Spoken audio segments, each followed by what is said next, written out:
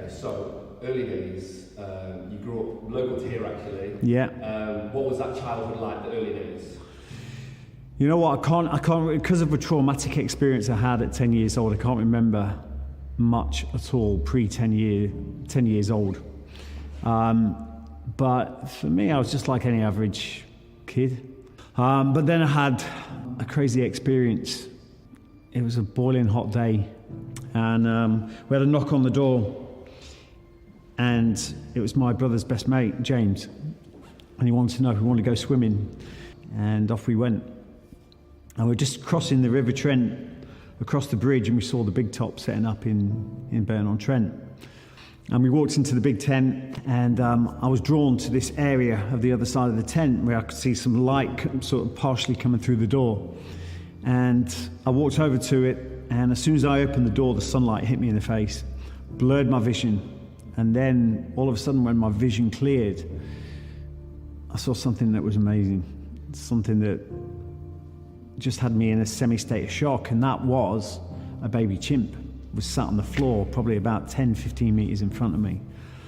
So I moved over to it cautiously, looked down at this beautiful little chimp, and it stared at me with these big brown eyes, and it was a weird moment. It was surreal, you know, we connected.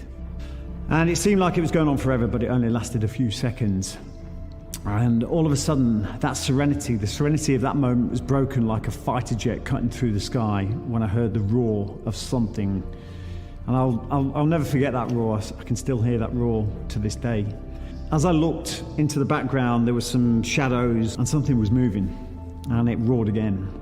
All of a sudden, those shadows turned into what was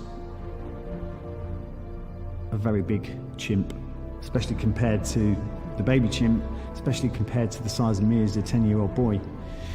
And it was making its way towards me at Mach 10, doing the whole sideways chimp thing.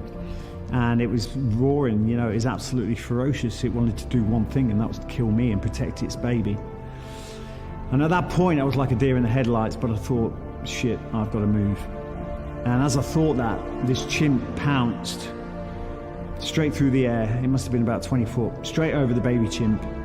And all of a sudden, the blue sky turned to black, and this thing landed on top of me, pinned me to the floor, and started going about me, basically trying to kill me.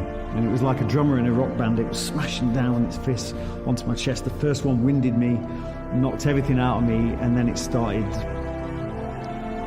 trying to kill me. And at one point I looked up, and I knew that if I didn't do something, I was going to die. And then I saw blood. There was blood flying around. It wasn't the chimp's blood, it was mine. And it was in that moment, it wasn't something I thought about, but I reacted, fight or flight, and I reacted. And I managed to dislodge the chimp from my chest. It gave me probably about a couple of inches just to pull my knee up to my chest, smashed it in the chimp's chest with my foot, full force, and it knocked it a couple of feet away. That gave me just enough space just to scurry away, and then this chimp got up and it came on its final attack to kill me. And just as it got to me, the chain caught its neck. And if it wasn't for that chain, I wouldn't be here today. And there I'm stood there, and I'm dripping with blood, marks all over me where it, you know, chewed me. As you can see, that's a large part missing, but half my arm was just hanging out.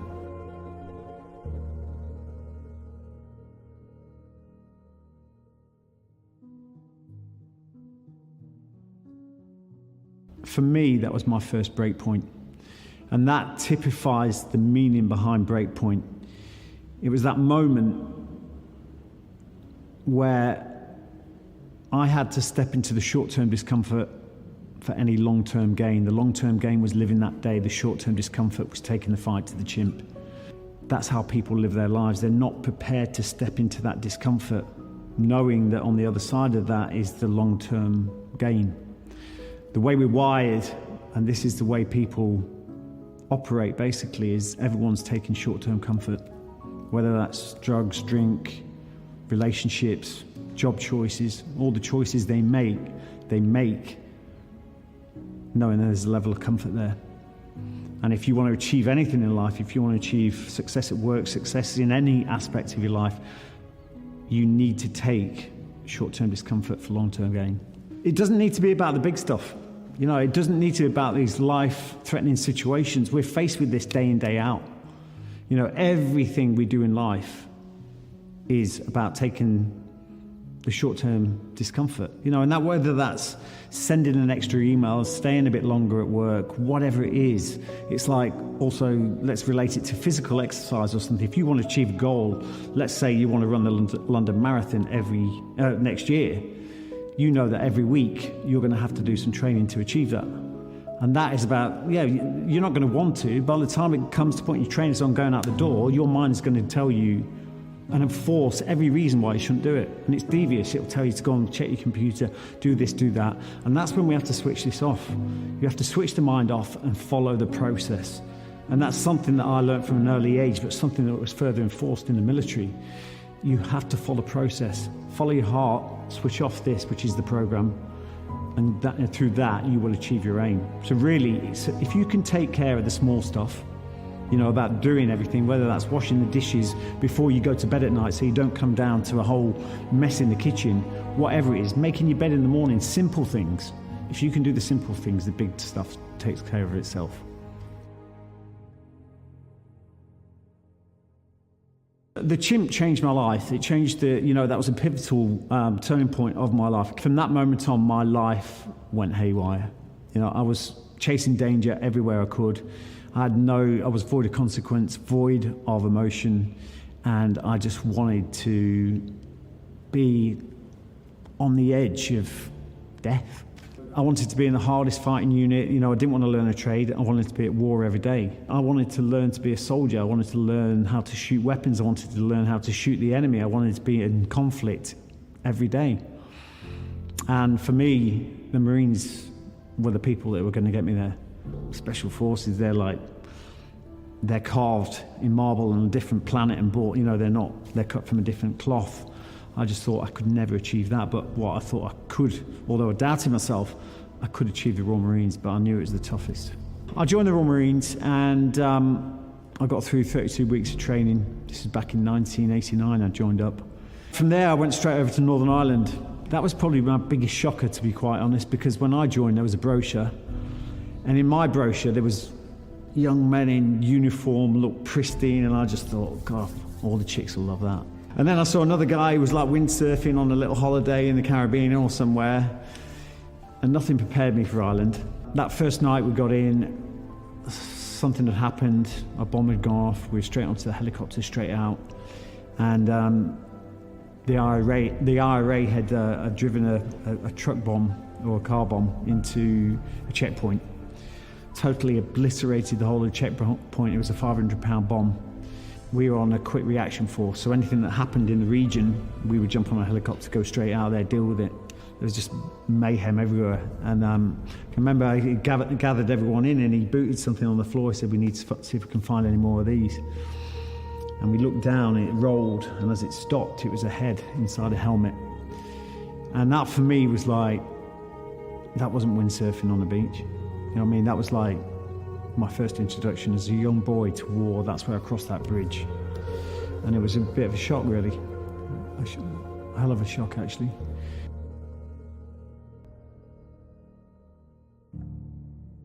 I started to lose belief in myself. And the whole, just the thought that I could be in the Special Forces, I thought, nah, that's not, I'm not prepared to embark on that journey. I just didn't believe in myself enough. And I put my notice in to leave at that point. I'd had enough. And I ended up bumping into my former officer who I served with in Iraq.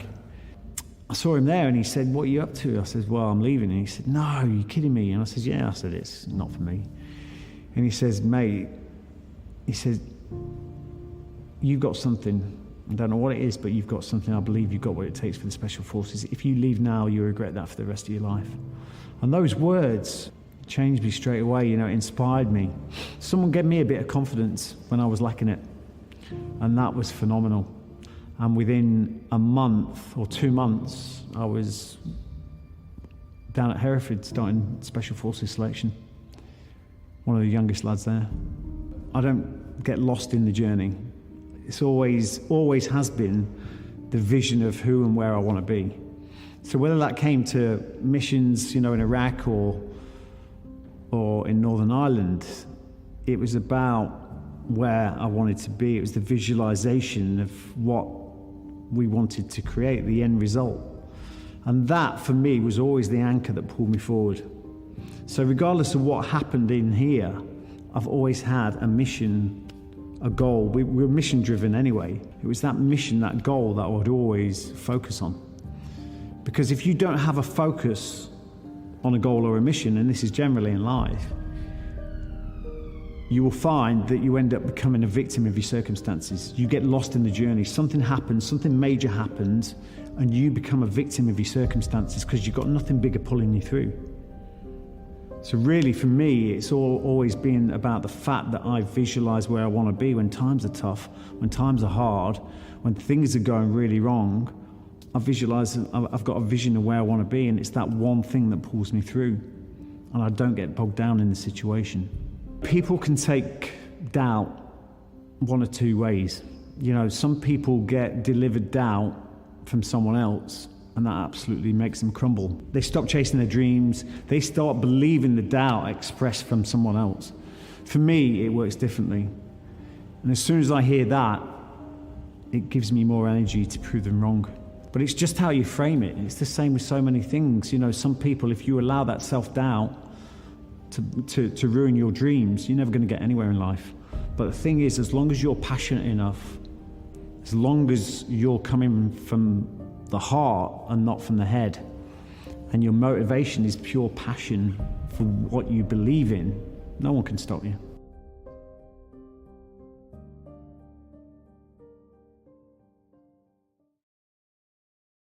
You can't just be physically strong and expect to do anything. You've got to have the mental drive to be able to get you to it. So really, even from the outset, you have to have a high level of physical ability, but you also have to have a mindset that allows you to endure long periods of discomfort without taking the easy way out. And that all comes down to the mind. So really, selection is, initially it's a thrash up and down the mountains in Wales. And then once you're past that, that is the heavy packs, miles and miles and miles each day, doing increasing the mileage. Once you're past that, you then go out to the jungles, so you learn how to live in the jungle for 6 weeks. And then the final thing, you do your demolitions, you do your communications. Final session or final phase is an escape and evasion across the Welsh mountains, which is then culminates with you being captured and then going through resistance to interrogation, questioning for 36 hours, which is extremely horrendous. On the Brecon Beacons, I came down the slate track, massive pack on my back. I was trying to beat the guy in front. I was smashing the times. And as I came down, I stepped on a slate that slid under my foot, and my foot went 90 degrees, and I could feel all the tendons snap. Medics took my boot off, and as soon as they took the boot off, my leg just went, just came out. I can remember seeing one of the training team walk past, and he just went to the other guys, he went, finished. Those words echoed. Again, if you don't do it, you'll regret it for the rest of your life. And that night I got called in front of the training officer. I was still cracking on. I was strapped it up and all that. I was in a great deal of pain. That night I got called in front of the training officer, said, I want to take you off the course. And I went, why? He said, because with that leg you're going to fail. And I stood there and I just said, no, I'm not doing it. It was now or never. And anyway, he said, right, well, it's in your own hands then. Finally let me out of the office. And then the next day, honestly, it was like horrendous. I had this strapped up. I was going across the mountains in Wales, and I was actually in tears getting the times. But I managed to get the times. But, initially, again, it was that short-term discomfort for long-term gain. I wasn't prepared to take the short-term comfort. But it was that one thing that got me through then. And then I actually completed that course all the way through to the end, which is one of 7. You've got to try and channel that energy. The more you focus on the foot, the more you think about the foot, the more you're going to be consumed by the pain of it. And every time I spent time just focusing, allowed my mind to go towards the pain, you get consumed by the pain. It's trying to tell you to stop. So it's all about disengaging that energy and pushing it somewhere else. But that was a constant battle. So I did 11 years total, so I was 5 years in the Royal Marines and then 6 years in the Special Forces. For me, there wasn't enough of it. There was, we'd have bits and bobs here and there, and that was just the norm. But for me, I wanted to be at the coalface every day. That's what I thought was missing. But I knew there was something missing. There was something missing that I didn't feel complete. And for someone that, if I could have looked at that as a kid before I even joined, I'd be like, that'd be everything for me. And a lot of people do think that. Joining the Special Forces would be everything. If I could do that, that would tick every box and I would be totally happy. I'd never want to leave. But I got there and it wasn't like that. There was something missing. This is where people get it so wrong. We are all chasing an image. You know what I mean? I was chasing an image of a Special Forces soldier and how that would look, and I was forgetting the one fundamental thing that is so far more important than that, and that's a feeling. It should be the feeling you're chasing, not the image. People want the perfect house, the perfect job, all this, that, and the other, the perfect marriage, or whatever it is. But that's an image in your head. It doesn't mean that when you get there, you're going to feel that same passion for it. We all know, everyone knows that a lot of the time you have this visualization of how something might be, whether that's going out for the night, going to your favorite club or whatever, and it's always totally different when you get there. You know what I mean? So if you get too attached to the image of what you want, you're going to end up being disappointed when you get there. But for me, I hadn't found my purpose at that point. And I didn't know anything about purpose at that point. I didn't go, I haven't found my purpose. It's just something that wasn't connecting. And for me, something was missing. And I didn't know what it was. And I thought I was having mental health problems. I thought, there's something wrong with you. If you can't enjoy this, what you're doing, jumping out of planes at night, which is, parachuting through the sky in the dark, skydiving, and all these things I was doing was amazing. Why wasn't I enjoying that?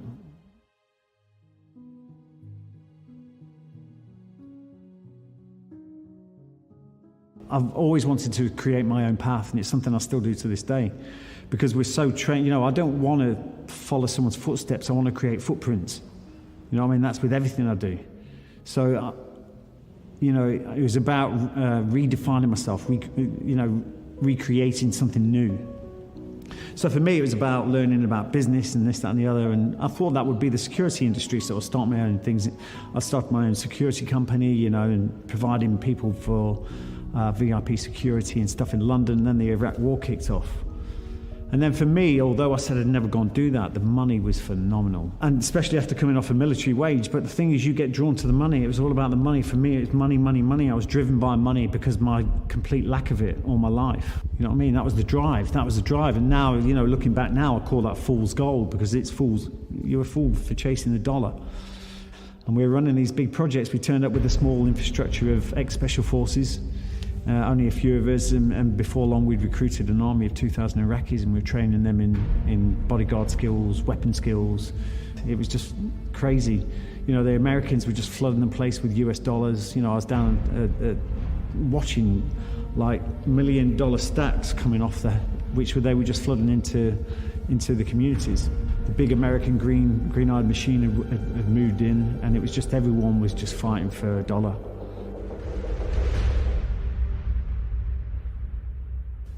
You know what? When it comes to humans, we don't even know our true power. It's been so hidden from us by social programming, education, that we don't know our true power. And we have got so much. Every person on this planet has a gift. Everyone has the same skills. Everyone has the ability to create the lifestyle that they want. And that amazing gift has been taken away from us, because we've been programmed socially, through education, everything. We've lost our power. The thing is, look, if I want to pass an exam, a lot of people, the way we're wired, and this comes down to evolution, because we're always looking for the negatives. We all know that once you create an idea in your head, we always look for things that are going to go wrong. We don't sit there and focus about how great it's going to be when we get that. Whether that's starting a new business, relationship, whatever it is, whether it's taking your exams, you always think about the panic of not passing, the panic of what could go wrong, and that's what we end up visualizing.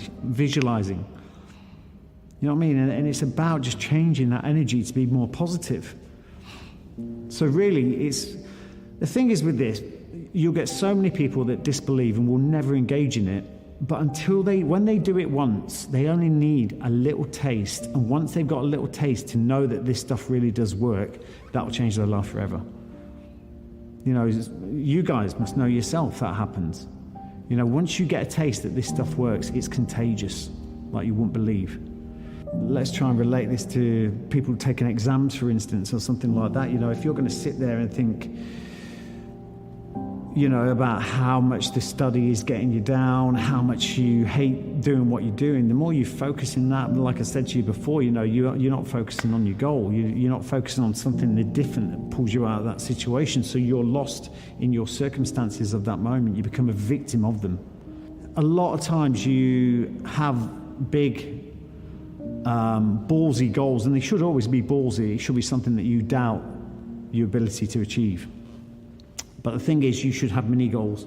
You know what I mean? A big goal should always, you never have a goal that you know you can achieve. You have a goal that scares the shit out of you. You should always have that. But the goal must be able to be broken down into small chunks.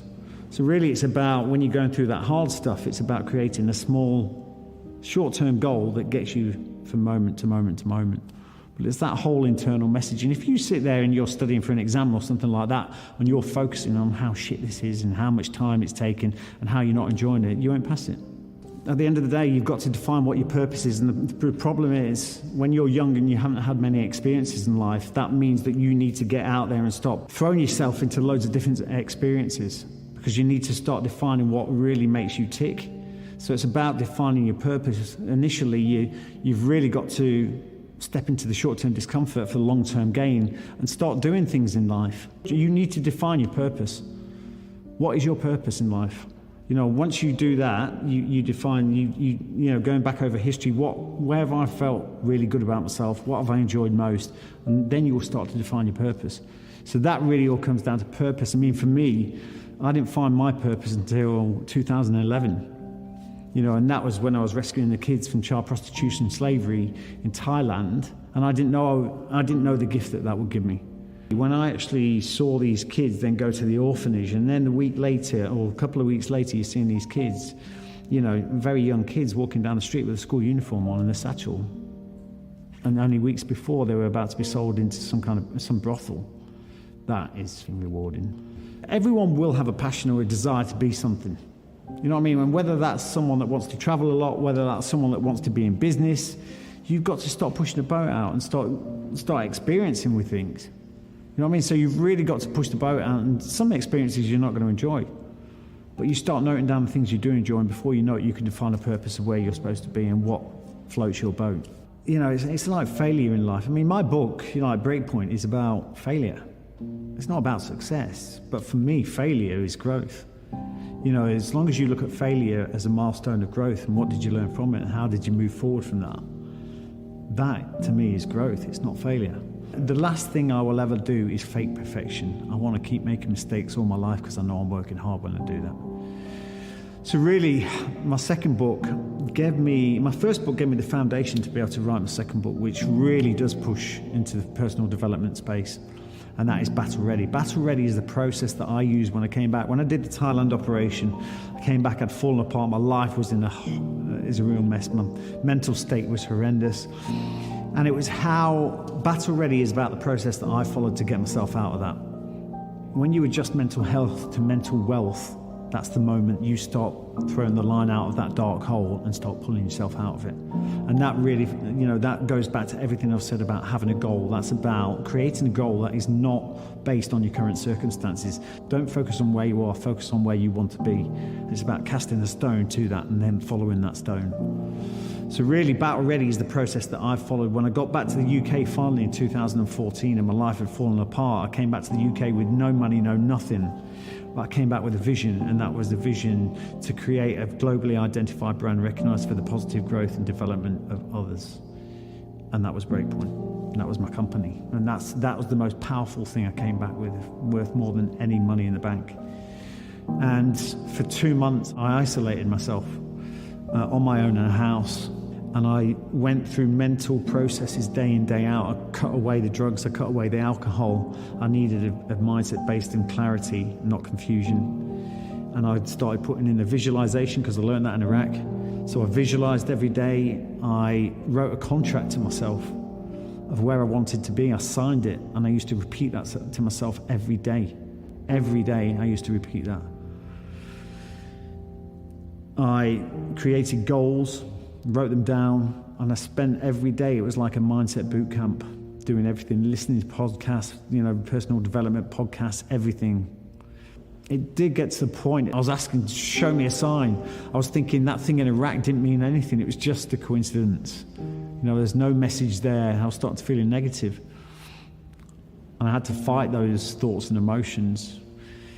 And, I used to sit there visualizing every day about me and Foxy being on the stage and talking about our experiences and how people then could benefit from that experience, and then how we would use that to employ veterans suffering with PTSD, how we could help disadvantaged kids. And I saw it, I saw the vision of me and Foxy on the stage, loads of people there, big audience loving what we said. And then it was all coming to, I was starting to doubt myself in the end. It was getting on, I was having to fight that doubt. That seed of doubt was in. And then all of a sudden, out of the blue, Foxy phoned me and he said, that idea we've got for Breakpoint? He said, would you consider doing that on TV? And that's how it started.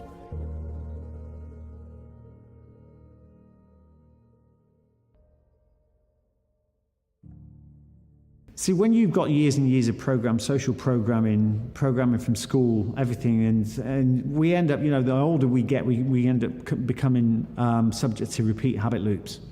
And that comes back to, like I said before, about evolution. It just wants us to repeat what we did yesterday and the day before, because it's kept us alive till today. So we embrace habit. So really, if you want to change that, you have to make your today a yesterday to be proud of. You know what I mean? A yesterday how you want your future to be. So for me, it was about, you have to change the blueprint. So the contract for me, it was an official document, which makes it feel important. And it was, for me, every morning, as I read out that contract, it was my name, and I filled in my name. By this day, I will have my own business called Breakpoint. I put a date. It's so important you put a date on there. Otherwise, as far as the universe is concerned, a million years is nothing. It's just another way of setting a goal. And then a few bullet points on there about, I know I'll have doubts, but I have support, I have a vision, I have a passion. And then I signed it with the date on the bottom. And it was a document just for me to go through every day. And then go to the mirror. People try this, right? You come up with an idea, who you want to be. You write that down, and then you go and tell yourself in the mirror. Read it out to yourself. Everyone will go, I feel like an idiot, because that's your ego. But I tell you now, if you can't tell yourself what you want, how can you expect to achieve it? So as soon as you cross that bridge and get over your ego and forget the 1,000-person audience that isn't there, that changes everything. And that, for me, was changing that, rewriting the blueprint. And this is not something you have to keep on doing. I'm now naturally that way, so I just have to think things. But initially, when you have to change your processes and get into some kind of disciplined goal setting, it's very clunky. You have to go through these very regimented processes like I did. The majority of people out there don't think they have any power. They don't understand the power that we have. The power that we have to create exactly what we want. Look at, Roger Bannister? Before he did the 4-minute mile, everyone said it couldn't be done. Everyone said, no, they can't do that. As soon as he broke it, everyone broke it afterwards. Why is that? Because until they knew that a human could break that, their minds couldn't allow it to be conceived. And that just makes you understand that, it's all locked in here. People just don't understand that. We're socially programmed to create limitations. And we will only actually go outside of those limitations once we know someone else can achieve it. And it's been proved. A lot of people will only want will actually state goals only if they know they can achieve them, because they're scared of looking stupid. So much ego plays in here. People are ruled by their egos, and it's holding them back from their true potential. Don't allow their doubt to be contagious. You know what I mean? There's two ways you can go. You can go left and right on that one. Doubt can allow them to almost let that seed of doubt be contagious. But just reframe that and think, I'm going to prove you wrong. Doubters, feel sorry for them. At the end of the day, allow that to give you power.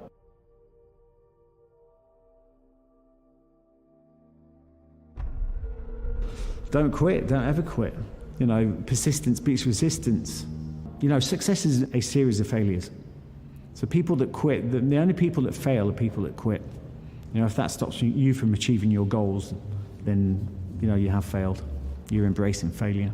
To achieve success in life, you must fail and keep on failing. And always, when you start always know that if you're failing throughout your life, as long as you're not repeating the same failures, that you're growing at the same time. The hard path is the only path. At the end of the day, you have to push through that short-term discomfort for any long-term gain, and that is the ethos of Breakpoint. But nothing comes easy. A lot of people say that there were so many obstacles in the path. The obstacles are the path. It's a case of just pushing through that short-term discomfort. Embrace the discomfort, that's where you grow. Ego is the one thing that's going to hold you back from anything. One thing you've got to learn to be is an emotional observer. And that's not just with the ego, that's with everything. That's aggression, that's with every kind of emotion, that's with fear. And once you learn to observe your emotions, such as ego, I'm not egoless. We've all got ego. It serves a purpose in some circumstances. But I know through any situation, I know when ego's coming in, I can stop it before it gets there. You imagine a fast-flowing stream. When you're consumed by your emotions, you're in that fast-flowing stream. When you become an observer of your emotions, you're stood on the side of the riverbank choosing which emotions you want to align with. But really, and the way to do that, because that can sound quite confusing, is it's about breathe, recalibrate, deliver, okay? And that is not taking action straight away on instinct, straight away all the time. It's about, in a pressured situation, cortisol increases in our system, which causes confusion. The only way you can deal with that is through breathing, okay?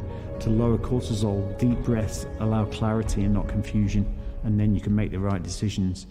But saying that, you have to do that within 5 seconds. Typically in a pressured situation, and they do teach this in special forces in some countries now, but breathe, it's all down to your breathing. What basically happens when we go into a pressured situation, that could be a negotiation in business, it can be being shot at, it can be being attacked by a monkey. Whatever it is, your breathing becomes erratic. It's your fight or flight response starting to take over, okay? But what happens through that is your cortisol level starts to increase, and that causes confusion. Our heads can only handle 5 to 9 pieces of information at any one time. In a stress situation, it's only 1 to 2. So really in that moment, by first of all controlling your breathing, you breathe, that allows that clarity of thought. You then focus only 1 to 2 things that matter at that moment in time. That's triaging the situation. So that's what we call recalibrate. Recalibrate is getting rid of things that don't matter. Like that situation I was in when I was in Iraq and I was being shot at, I was going 140 k's an hour. I was driving the car, I had to shoot, all that stuff going on. If I didn't have a controlled pattern of breathing in that moment, I'd have lost it. But that's recalibration. And then once you recalibrate and get rid of everything that doesn't matter, you're focused on what you need to do, that's when you deliver. So breathe, quick breaths, control.